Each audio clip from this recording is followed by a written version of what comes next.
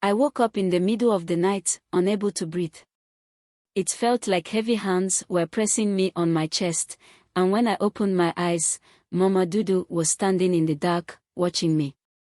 This happened on my first night living with Mama Dudu, the so-called grandmother my mother left me with to take care of me when she ran away from my father. When Mom dropped me off at the village, she said it was just for a little while. She promised to come back for me once she settled in the city. I didn't understand why she had to leave without me, but I trusted her. She hugged me tightly, kissed my forehead, and whispered, "Be strong, Titi." And then she was gone. Living with Mama Dudu was nothing like home. She was strict, cold, and never smiled. From the moment I arrived, she made it clear I wasn't welcome. "You eat too much," she would snap, even though she only gave me tiny portions of food. "If your mother couldn't keep you, why should I?" she would ask. Every morning, before the sun rose, I had to fetch water from the stream, sweep the compound, and clean the house.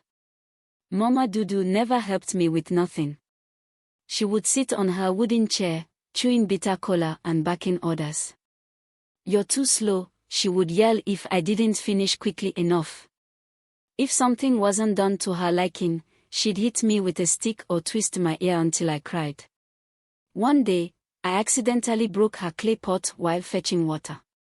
She didn't just scold me, she locked me outside the house all night. I slept on the cold ground, shivering and crying for Mama. The nights were the worst. I often woke up feeling like someone was sitting on my chest, squeezing the air out of my lungs. I couldn't scream or move, no matter how hard I tried. When it finally stopped, I'd see Mama Dudu standing in the doorway, her eyes gleaming in the dark. "You're weak," she would say before walking away. I started fearing sleep. I would lie awake, praying for morning to come quickly. In the village, no one came to visit us. Mama Dudu wasn't liked by many people, and she didn't let me play with the other children. I spent most of my time alone, daydreaming about my mother coming back to take me away. Sometimes I'd sit under the big mango tree, looking at the road where I last saw her. "Maybe today," I'd whisper to myself. But days turned into weeks, and weeks turned into years. Mama never returned.